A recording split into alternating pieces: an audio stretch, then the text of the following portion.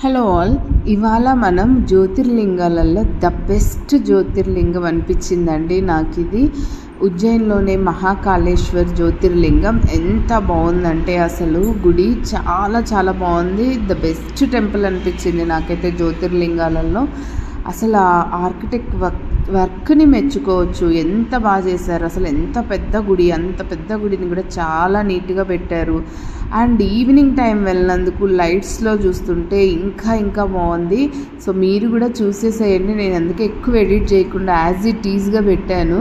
So ఎక్కువ మొత్తం అంతా ఇక్కడ ఉన్న ఆ స్కల్ప్చర్ వర్క్కే ఇవ్వచ్చు మనం క్రెడిట్స్ అంతా. ఎంత బాగా చేశారు చూడండి. అసలు రాయిని అంత చిన్నగా చెక్కుతూ ఈ వర్క్ నేర్చుకున్న వాళ్ళకి నిజంగా హ్యాట్సప్ చెప్పచ్చు అనిపించింది. చాలా చాలా బాగుంది. చిన్న చిన్న భంగిమలు ఇవన్నీ, ఇది మన పురాతన కాలం నుంచి వస్తుంది అనుకోండి ఇలా వర్క్ చేయటం, కానీ అసలు మెస్మరైజింగ్గా అనిపించింది అనమాట నాకు. దేవుడు ఒక్కొక్కరికి ఒక్కొక్క కళ పెడతాడంటే ఇదేనేమో. చాలా బాగుంది, అసలు నాకు చాలా బాగా నచ్చింది. అండ్ ఉజ్జయిని మహాకాళేశ్వర్లో ఇంకొక స్పెషాలిటీ ఏంటంటే స్వయంభూగా వెలిసిన లింగం అని చెప్పేసి చెప్తారు దీన్ని. అండ్ మనకు శివాలయాలు ఎక్కువ సౌత్ ఫేస్లో ఉండవంట. ఈ శివాలయం మనకు సౌత్ ఫేస్లో ఉందన్నమాట. సో దీన్ని కొంచెం స్పెషల్గా చెప్తారు. చూడండి గుడి మొత్తం పెద్ద పెద్ద వాల్స్కి కూడా ఎక్కడే కూడా గ్యాప్ ఇవ్వకుండా ఎంత బాగా అసలు వర్క్ చేశారంటే చాలా బాగున్నాయి. ఇలాంటి శిల్పకళ మనం నెక్స్ట్ కర్ణాటకలో కూడా చూడొచ్చు. చాలా బాగుంటాయి కర్ణాటకలో కూడా శిల్పకళ చాలా బాగుంటుంది. అండ్ నాకు తర్వాత వచ్చేసి కొనార్క్, ఇక్కడ సైడ్ కూడా బాగానే నచ్చాయి కానీ బట్ ఇక్కడ మాత్రం జ్యోతిర్లింగాలలో అంతగా మంచిగా అనిపించలేదు నాకు ఏ జ్యోతిర్లింగాలు చూసినా కూడా. బట్ ఇది మాత్రం చాలా చాలా బాగుంది. అంటే అన్నీ బాగుంటాయి అనుకోండి జ్యోతిర్లింగాలు కూడా, బట్ ఏంటంటే మెయింటెనెన్స్ ఇక్కడ చాలా బాగుందన్నమాట. అసలు ఎంత వర్క్ చేశారు, ఎంత బాగా మెయింటైన్ చేశారు. నా ట్రిప్లో నాకు బాగా బాగా నచ్చిపోయింది అనమాట. ఈ టెంపుల్ ఒక్కటే చాలా బాగా నచ్చింది. అసలు అయోధ్య కూడా బాగుంది, కాకపోతే ఏమంటే క్రౌడ్ ఎక్కువ అండ్ మెయింటెనెన్స్ కొంచెం అక్కడ కొద్దిగా ఫాల్టే ఉంది.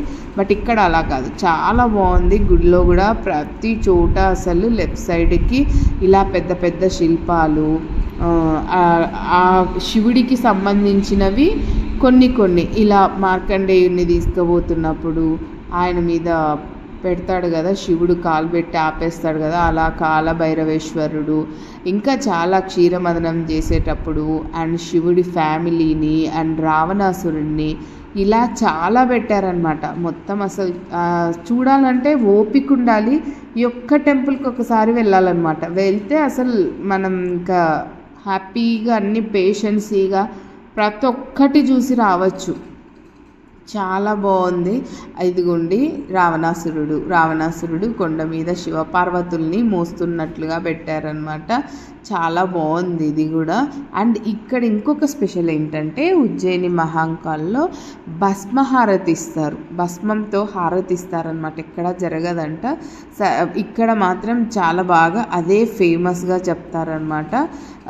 శివుడు ఆ విషయాన్ని తీసుకొని క్షీరసాగర మదనంలో తాగుతున్నప్పుడు అలా ఆ సన్నివేశాన్ని ఇలా వాళ్ళు మనకు చిత్రించి చూపించారు చూడండి. చాలా బాగుంటుంది, అసలు చాలా బాగుంది కూడా. క్రౌడ్ ఇక్కడ కూడా ఉన్నారు బాగానే, బట్ ఏంటంటే పర్లేదు, మనం మేనేజ్ చేయగలం అనమాట. అంత సఫిషికేషన్గా అనిపించలేదు, చాలా బాగానే ఉంది. కాకపోతే ఎందుకో లోపల మాత్రం ఎన్ని లైన్స్ ఉన్నాయంటే ఆ లైన్స్లలో తిరగడానికే విసుగొచ్చింది. అన్ని లైన్స్ ఉన్నాయి, డైరెక్ట్గా లేదనమాట. సో అది ఒకటి కొంచెం ఇక్కడ ఇబ్బంది అనిపించింది. చూడండి లోపల చూడండి ఎన్ని లైన్స్ ఉన్నాయో. ఈ మొత్తం హాల్ అంతా లైన్స్, ఇటు నుంచి అటు, అటు నుంచి ఇటు, ఇటు నుంచి అటు, అటు నుంచి ఇటు, ఇదే తిరగడమే సరిపోయింది. ఫైనల్లీ డెస్టినేషన్ అయితే రీచ్ అయిపోయి ఇదిగోండి మహాకాళేశ్వర్. ఇక్కడ వీడియో అలౌ లేదు, బట్ మేము ట్రై చేసామన్నమాట.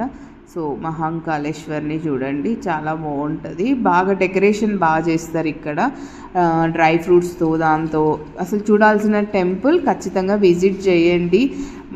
మొత్తం ఆ శిల్పకళ చూడడానికైనా ఖచ్చితంగా ఈ టెంపుల్కి రండి, చాలా బాగుంది. నచ్చితే please like and subscribe. Bye bye.